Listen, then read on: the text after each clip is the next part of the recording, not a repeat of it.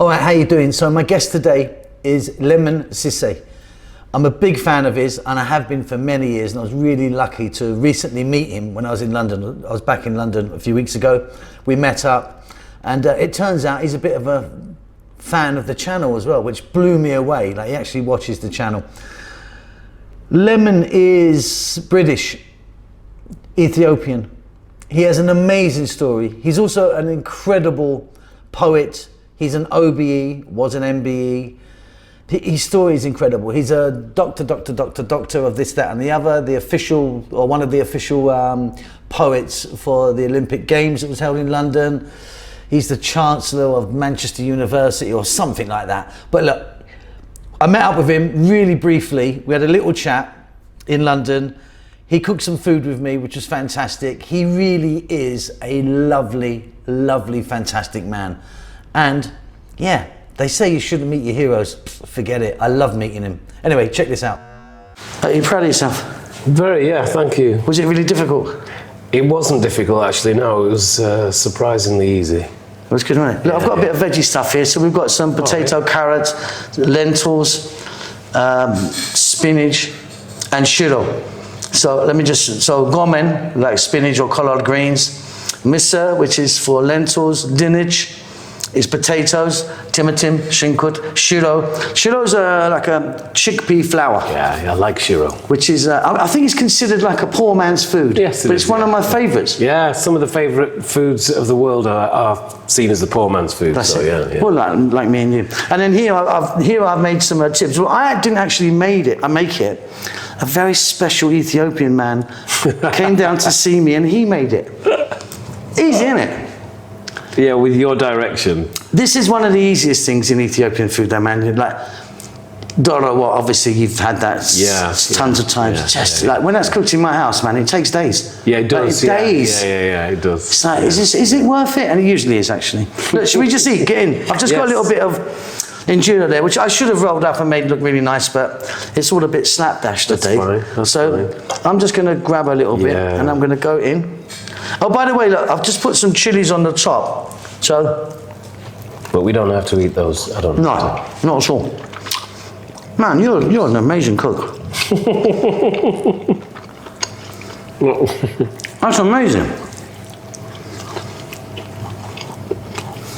You've done it. Okay, Lem, so look, we're going to make some tips. Okay. Who's going to cook it, me or you? Well, I've seen you do it many times, and now I'm here to watch you do it, but I think you should do it. Okay. It's really easy. Like simple. So let's just have a look. Have a look at what we got here. So we're using lamb today. You can use beef. Sometimes people use that. So the word for that, for people that don't know at home, this is siga. Meat is siga. Then we've got onions, which is shinkut. And when you make tubs, you cut them like that. You know, you slice it. When you're making wat or something, you cut it really small. Oh, right. Like Doro wat's tiny. And cooks for ages. When you're doing usually tubs like this, you would cut it like that. We've got some rosemary, tomato, which is optional. Some people put it in and don't put it in. That's timatim. Chili, as much or little as you like. We're not going to put all of those in. No. But the word for chili is karia. Then we've got here garlic. So this is shinkut, onion. Yeah. Garlic is nech shinkut, which means white onion. Right. If you translate it, it's just white onion. And you're speaking the language of Amhara? Amharic, yeah. Which, as you know, but other people might not know, is the national language of Ethiopia. But there are 80+ languages. I think so. I think it's saying like that, isn't it? There's loads of them. Right. And then here we've got the magic, which is the kibe. So Ethiopian butter. Now, in Ethiopian butter, it's not just butter. It's more like a ghee. It's like a clarified butter, but there's several ways of making it, but you get things in it called besobela, which is a herb, koseret. Some people will put in ginger and garlic. You can kind of make a live one, which will go bad quite quickly, or a dried one with the dried herbs, koromina and things like that. But that's kind of the magic for what we're going to be doing here. And then we're just going to start it off with a bit of oil. just a little bit, and because you don't start with the butter goes in later. Okay. And then we're going to add a little bit of salt. Now I always get salt really confused in Amharic because there's ciao and ciao. One is goodbye and one is salt, and I get it wrong all the time. But look, we'll get over to the cooker and we'll get this done in no time, and you can use this wooden spoon. Here you go. Thank you. I'm doing one of your shows. This is great. This is wicked. This is wicked. I just realised that I want a photograph of like you doing that and me doing. Anyway, go on. Okay, Lemon, you ready? Yeah. So we've got a little bit of oil in there. I'm using some olive oil. Yeah. What I want you to do is take the meat or the sega, which is cut into nice thin strips, and drop that in. The whole lot. Just pick it up and then just get it all in there. Should have washed my hands. Okay, just put it all in. Put it in, yeah. Put it all in. And then we're just going to cook that on a medium heat, but we're going to cook it for about 6 minutes by itself. Yeah. Okay. Yeah. You're doing good, eh? Yeah. You feeling confident? Yeah, I am. I'm just separating all the meats. I'm confident with you here, yeah. Okay, you ready? Yeah, yeah. Let's now get the onions in, or the shinko. Okay. You can just pick the whole thing up and tip them in. Oh, so nice. Okay, so the onions. Yeah. Love this. Love it. So how much is that? Is that like half an onion? One onion? Yeah, people always ask me things like that. Okay. It's like saying one potato. But there's big potatoes and small potatoes, aren't there? So that's about a cup. Yeah, I like how you do this actually. Yeah, it's like a cup. It's funny how we read your cup. I mean, you say 1 cup. A cup could be, you know, I know there's a cooking cup, but anyway. But I think there's an English cup and an American cup. And yeah, which are different. And right. I mean, usually I mean, you can see what I'm doing. Also, as long as the proportions are the same, as you know what I mean. The proportions. Yeah, are the same. that's right. If you sort of get it in volume, it's kind of about right. If you could grab the garlic now, of course I can. which is the nech shinkut, that's going to go in as well now. Garlic, nech shinkut. Nech is white.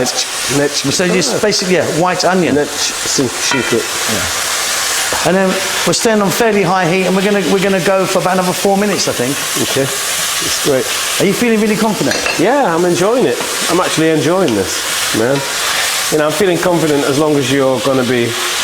But I'm leaving now. You know, what I'm really loving and what I've loved about your direction in cooking is the smell as you start to use your ingredients. The smell that comes back is the authentic smell that you remember of what it is that you're showing us how to cook, and that really is. It really is a thing. It really matters and makes a difference. That's very nice. So I can smell the tip. It's so nice of you to say this. With the lamb and the garlic and the you know, and it starts to look like the tips that I've had in the restaurants as well. We've got a few more bits to go in. Yeah, and you know, there's lots of different types of tips as well. Like there's awazi tips. With awazi's like that kind of fairly spicy sauce where you can throw some of that in there. And but it's how you cut the onions. Yeah. The onions are cut differently, and I can see that it looks like tips already. There you go. Because of the way you cut the onions. That's it. Okay, Lemon, let's start with your story, which is incredible. I just want to work backwards a little bit. Okay. Because you are an OBE, aren't you?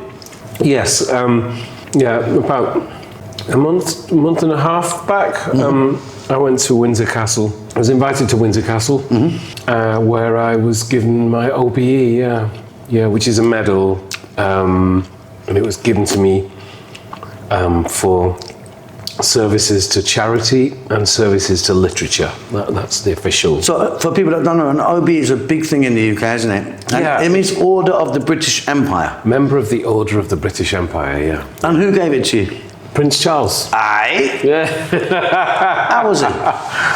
Yeah, he was good. Because he owes me 30 quid. Did you ask him for it? Do you know what? I meant to, but I forgot? just forgot. Was you a bit nervous? Yeah, I had other things to... So that sounds quite fancy, isn't it, that you met him? But you're also an MBE, aren't you?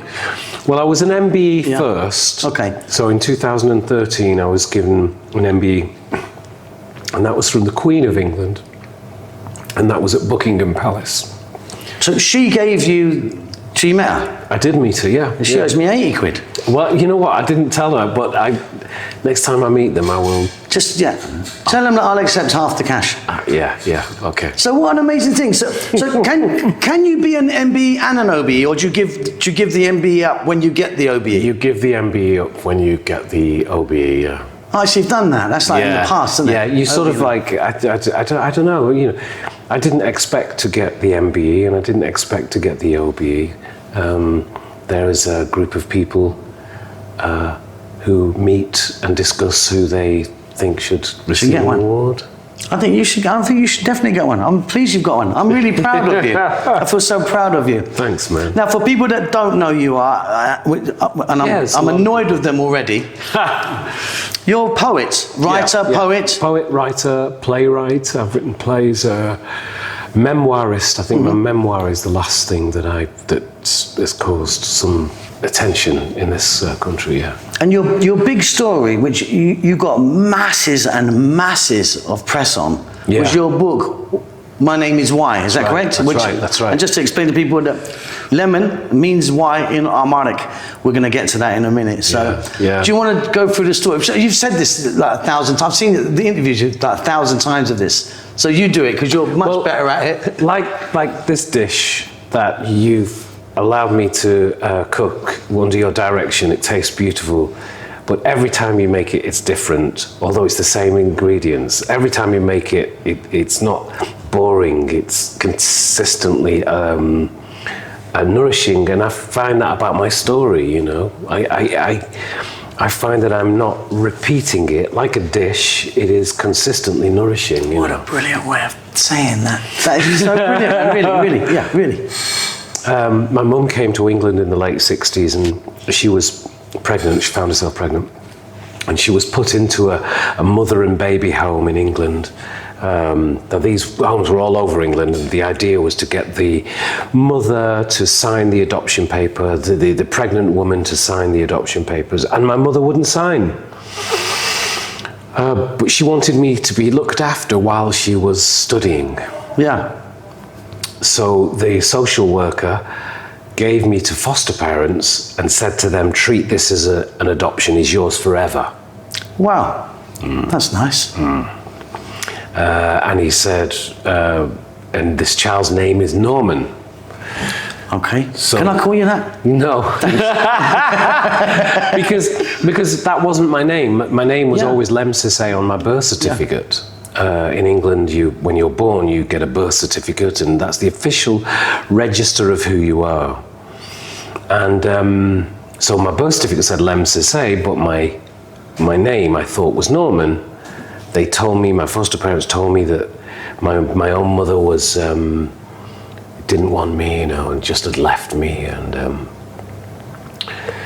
they said they were my mum and dad forever, and I believed them, so I had a grandma and a granddad and an auntie and an uncle, and they were all English, but it didn't matter to me. I didn't really register that I was any different to anybody. Did you have brothers and sisters? Yeah, I did. I had a younger now, because I was the eldest, so I had my brother Christopher, my sister Sarah, and then a late arrival, Helen, and then I had my mum and dad, who was David and Catherine, and within a year of Helen being born, they, they put me into children's homes, and they said that they would never visit me in the homes, and never did. And I lost everybody. I lost my mum, my dad, my sisters, my brothers, my aunts, my uncles, my cousins, grandparents, granddad. I mean, if you imagine your child being taken away from everything that they've ever known, and also that they would not have access to the memory of it, so they couldn't recall it, they couldn't go back to it. There was nobody around who was relative to them. Yeah. I think sometimes this is why we have birthdays and Christmases, and, you know, these are all moments of eating food, family, around a table, you know, or in the front room watching television, whatever. Just the act of coming together around food is the sealing of a memory, you know. And you do it again and again and again. You're like, you're my brother, I'm your brother, you're my sister, you're my mother, or you're my father. And do you remember when our grandfather used to come on a Sunday? He's not around anymore. And people remember him around these moments of kind of connection, you know. And food is a great example of that physical memory-making machine that you can actually even eat as well, but which goes inside you. But all of that was taken away from me. The food, the table, the sense of relativity. And then I was held in four different children's homes over the next 7 years until I was 17 and a half. And then I left. I was thrown out of the children's homes, and I was given my birth certificate, because legally they had to give me my birth certificate. It said Lemn Sissay on it. And that's kind of when you discovered who you were? Yeah, I was Ethiopian. Right. My mother was Ethiopian, it said in there, and it had her name, and it had my name, Lem Sissay. And that moment I thought, something wrong has happened. Here's the proof. Yeah. Okay? So something of this 18 years that's happened before me is wrong. And the social worker, he was a good man, good social worker, my final one. He gave me letters from my mother, dated 1968, July 1968. Hang on a minute, he had them? In my file, yeah. He said, somebody did love you. Oh, and I need to tell God. you, this is a different social worker to the first one. He said, I need to tell you that I'm not supposed to take these from your files, but I want you to see that somebody loved you. And it was my mum pleading for me back to the social worker who she'd given me to for a short period of time, who'd stolen me from her. And we have to remember that back in them days, yeah, you know, I presume Mum didn't turn up here with fluent English, maybe? Well, it wouldn't be fluent English, right, okay. But it was English all the same. Yeah. My mum went to a school just outside of Addis Ababa, and it was a Seventh-day Adventist school, okay. Run by a Swedish family who spoke English, so the whole teaching there was in English. Okay. So she had a command of it? She had a command of English, and she had a command of Italian, and or French, and also Amharic, obviously. She went back to Ethiopia. She couldn't get me. She tried. She then married the vice minister to finance under the emperor Haile Selassie. Wow. Yeah. What an incredible story. Ashanafi Shifaro, his name was, yeah. We're only halfway through, aren't we? Yeah. We're only halfway through this. Can I have a little bit of this meat? No, please. In fact, it's yours. You made it. You made it. Mum come over here, found that she was pregnant, didn't know on the way, so okay. Didn't know she was pregnant, had no intention of staying here and never did. Just to do a bit of studying and get back home. It's like a lot of students from anywhere in the world. Lemn Sissay was born, who rapidly became Norman. Lived in... Within a month I was taken from her. And she was happy with having me fostered. She wanted to support while she was studying. Yeah. But the social worker had no intention of giving me back to her. He wanted me to be adopted. To be adopted, he would need her signature, and she refused to sign the adoption papers. So this is just, this is just child abuse, basically, isn't it? Yeah. That's basically. I just don't see it any other way. That's right. It's just child abuse. That's right. It's absolutely correct. Yeah. And and I had to then leave care. No, something was wrong. Because of my name. I was like, no, how can this be? And then I got the letter of my mother pleading for me back. But I had nobody to deny or confirm that anything that I thought was true. In other words, the files were locked away. Yeah.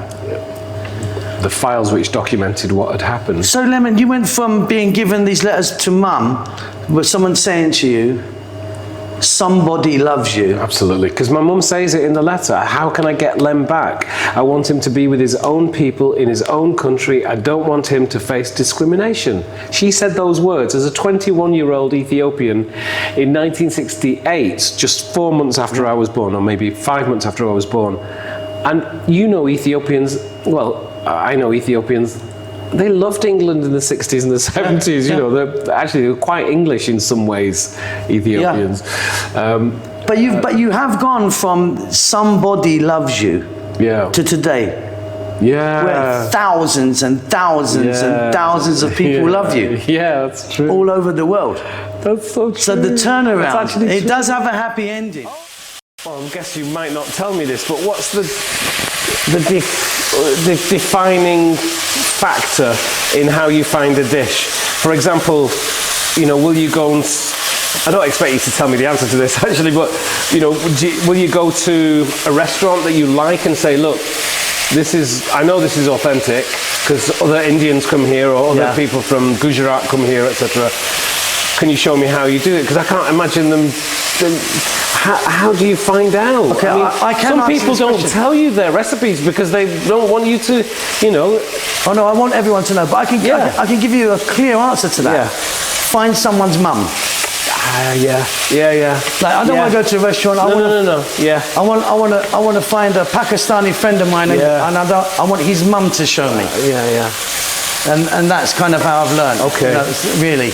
But it's just that's beautiful because that takes work as well. Yeah, it's just total sort of years and years of me just being really interested in it. Yeah.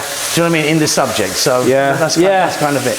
And the mums will always see that you have a true interest. You know, so then we want to share it. That's great. Okay, Lemon, that's looking great. I mean, that's quite a nice quality lamb. So if it was, it is. You know, if it was a bit less, you'd have to cook it a bit longer. Yeah. So what we're going to do now is, if you could just put in a little bit of black pepper there, just throw that in. Which again, some people don't do.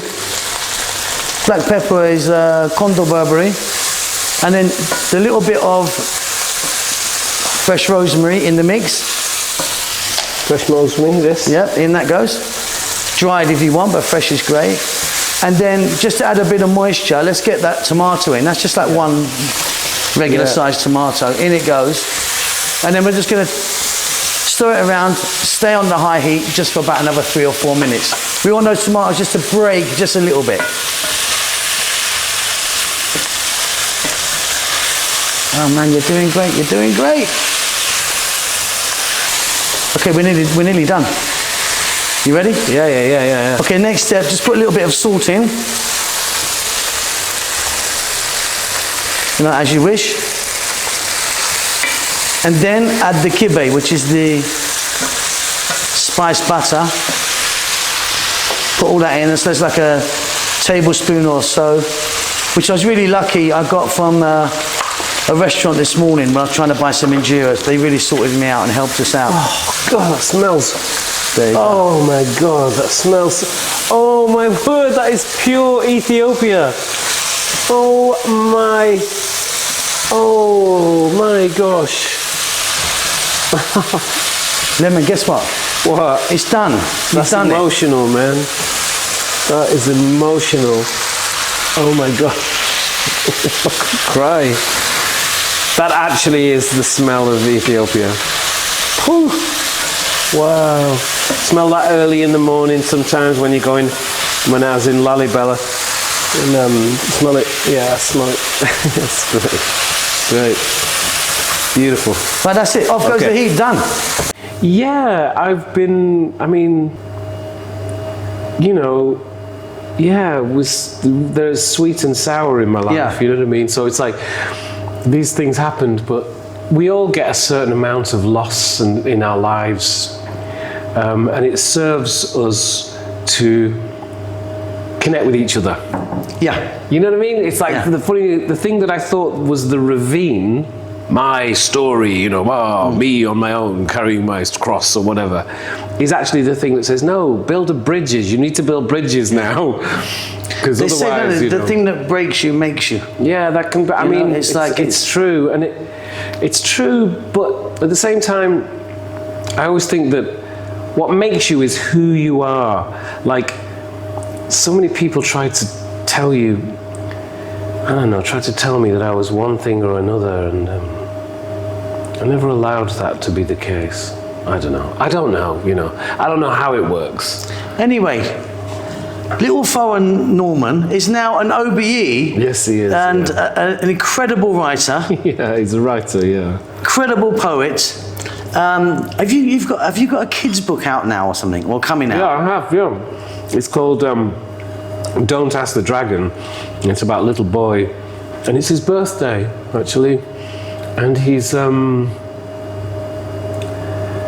yeah, it's a little boy, it's his birthday, and he's got nowhere to go.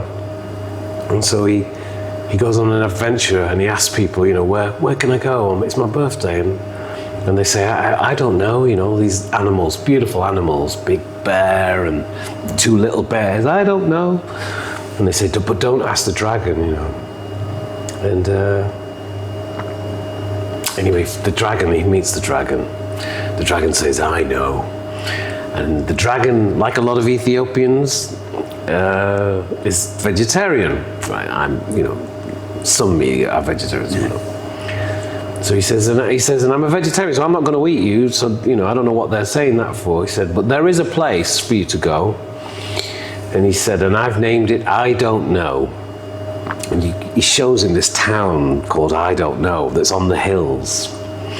And then Alem gets on his back and he goes to this town called I Don't Know. And he realizes that all of the animals, they were telling him all the time. He's like, where do I go? They're like, I don't know. They were telling him, and he gets to the town, and all the little bears and the meerkat and the bullfrog, and they're all there in the town waiting for him to party and sing a song, and we sing him happy birthday at the end. And he has the birthday that he'd always dreamed of having. It's your birthday when? Tomorrow, it's my birthday tomorrow. Are you going to have the birthday that you've always dreamed of having? Yeah, I think I am, yeah. I want people to know more about you. That's all good. I've studied you, and I'm a fan. So, yeah, it's great. You've met, for example, Abiy, the current leader, president. Is it the president? Yeah, president of Ethiopia. The prime minister. Prime minister. Sorry, correct. You are you a doctor? Did you say? 5 times. 5 times doctor. You're the one of the official poets for the Olympic Games in London. That's right. What else? There's loads of it, isn't there? I'm trustee of the Foundling Museum, which is a brilliant museum in central London. I'm trustee of the University of Manchester as well, as a charity, as a business. I've written poetry with music and plays, and I'm on the national curriculum. I mean, it's amazing. You haven't done too bad, have you? It's turned out all right, hasn't it, mate? It's turned out okay. Yeah, it's turned out. I'll tell you what. It's turned out okay most of all because I feel well in myself, or as well as you can be. Yeah. You know what I mean? You know. But we're all, you know, I talk for myself, a work in progress. That's right. So well, apart from me, I mean, I'm perfect. You are, I mean, yeah, I apologise, yeah. But man, I've been following you online for however online's been there. Yeah. You too, by the way. I was amazed. I just want to tell everyone that when I made contact with Lemon's agent, he got back to me and it was like, oh no, I know him. I know that show. And I was like, no way. Like, there's no way. And I was really like, yeah, that's cool. I was talking to Rahel, my wife. I was like, apparently he's seen the show. And she was like, really? And I'm like, yeah. So yeah, I use your show. I cook from your show. And I'm in London, so there's food from all over the world here. So I can go around the world with your show, and I will do that, but so far I'm in Thailand and in India and a bit of Pakistan as well, and you know, your show's great. Thanks, man. You're in Ethiopia today, you can do that now. Yeah. You can do that. Yeah. Thanks, man. Enjoy that. I'm just going to eat a bit. We've been rabbiting, not eating. We've just been going away. Now my wife would just eat all of those chilies like that. She's an absolute lunatic. I can't do that. Lunatic. She's just like that. So, do you have any plans to get back to Ethiopia anytime soon? I would like to get back to Ethiopia this year, definitely. Which just gives us, yeah, I'd like to get back this year. We'll go to Addis. And you've travelled around? I have, yeah, but not as much as I'd like to. You've been up to Lalibela, up that way, I've been up to Lalibela, been to the Simeon Mountains. Which are incredible, huh? Yeah, but I want to go to the green part of Ethiopia called one something. I don't know the title. South? I think so, yeah. I'd like to get off the beaten track a bit. If you come out, sorry, south of Addis is where it starts to get really super green. Right. You know, down that way. Beautiful, man. Beautiful. And yeah, I mean, there's some amazing places there. I mean, the whole country. When I first went, honestly, when I first went, I'd met Rahel, my wife. You know, she wasn't my wife at that point, and I was like, okay, I'm going to go there. Bob Geldof's going to be there. It's going to be a desert. Everyone's poor and everyone's starving to death. No. That's what I really thought that. You know, naively, you know. It's not so naive because that's the information that. Yeah, that's what. Yeah, I suppose that's what we. You know, and I got there and I'm like, oh, it's a bit like Wales. Do you know what I mean? It's just like super green and lush and beautiful and just such an amazing place. Such an amazing place. Lush is the word, especially lush because you've been told it's so barren. Yeah. And then when you go, you're like, my God, this is beautiful. The lakes and waterfalls. Well, it's such a big country. It's like, Yes. I soon discovered, like, I was like, what happened in that the big famine that we all knew about? And I was just told, well, yeah, it happened. But it happened, it's miles away, and it's pretty much desert up there anyway. Like it's because it's such a big country, the terrain is so different, you know, it's like... And I think without going too deeply into it, there's a political element as well as to why that happened, you know. Yeah, absolutely. You know, so yeah, it's funny how the view of Ethiopia can be so skewed, you know. I mean, we're a very little country here in England, and we probably don't, I don't know, somehow we don't seem to have the capacity to understand the vastness of the rest of the world, you know, how big China is, how big Ethiopia and Africa is, and how complex the people are, just as complex as people here in England, you know. Yeah. I think it's always to do with travelling. I've been really lucky in my life that I've been able to I've travelled a lot. Yeah. And when you travel, like I would turn up in your country and go, oh, they all do that like that. They do, okay, they do it like that. We don't do it like that, they do it like that. Yeah. Instead of, why the bloody hell are they doing it like that? So you just see everyone, their cultures, and you just go, okay, they do it like that. And guess what? That makes loads more sense what they're doing than what we're doing. And you just have a bit more sort of understanding of people, I find, you know. And you put your ego down as well, I think that's the thing. Oh yeah, bugger that. When you go to other countries. We're too old for that, man. I know, but it happens though. Yeah. People do it, you know. I can understand as well because they want... Sorry. Go for it, mate. People often want what they know, you know. They're frightened of what they don't know. So go to another country and like, oh, why don't they do fish and chips, or can't get a good cup of tea here, or although I do love a good cup of tea wherever I go. I'm sorry, that's one of my things, yeah. What about coffee? Are you into Ethiopian coffee? Oh, I love Ethiopian coffee. In fact, I've got a leaving due at the university, and I want to have a coffee ceremony at my leaving due. It's very current, actually. I was talking to somebody today about that. That happens in my house every day, every single day. Is that right? Every single day. So when do you have the coffee? When you come home, or when you're going out, or it's always on the bread? It's always there. It just happens once because it's not. I always tell people like think of Starbucks, and then think of the opposite to that. Like there's nothing fast about it. Yeah. Do you know what I mean? It's like it's a big thing. Every day.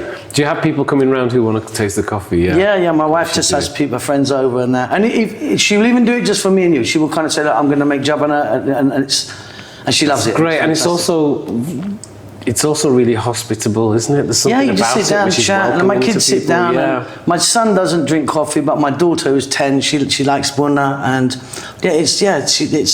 it's a wonderful one. Like, it's the opposite to Starbucks, isn't it? It's like grab and go. It's the opposite to that, you know. It's relaxed. It's, you know, take your time, you know, and just prepared really nicely. But yeah, I do like a cup of tea as well, mate. Oh yeah, I do love a cup of tea. yeah. But do you know that you know that, which I didn't realise is that tea's quite popular in Ethiopia. It's kind of just been overshadowed by the coffee, but it's very popular. Loads of people drink tea there, loads of different stuff. But man, look, we've eaten nothing. We've just been talking. Do you know what? I've done this a few times. Right? I've had guests over to see me. In fact, I've actually come over to see you for this one, and you know, I've met lots of famous people in my life. I've been really, but you've kind of scared me a bit because I'm such a fan of yours. I'm a bit. That's really good. I'm just really nervous. That's great, man. That's great. Just like, man, I mean, what I mean is not that's great, but that's lovely because I'm a fan of yours as well. So for me, it's I'm not kidding you, man. That just blew my head off when I knew that. It just shows the reach that you have, though, and the fact that, you know, probably most people don't actually reply on YouTube or Facebook or whatever because they're too busy using your thing to cook and impress other people, you know. And that's how it is. But so it's nice for me to be able to meet the person who makes the food and also who makes it so without stress, you know. Yeah. Well, people get really stressed around. Well, I discovered a few years ago that people can't cook and it scares them. Like, you know, the big thing is fish. You sort of give someone, here's a fish. It's like, that's the big scare. I get lots of messages about that. Like, it's like, that's a bit scary. And it's like, well, it's not that scary. It's just go, do you know what to do? Get it, and if you burn it, throw it away. Start again. Simple. But you'll get it eventually. Everyone gets it. But it's but yeah, I love cooking. I love the fact that you've been here to see me, and thanks a lot. I'm going to give you a hug now. Thanks, man. Without getting our hands. Love you, man. Thank you so much. Love you too, man. Love you too. Thank you.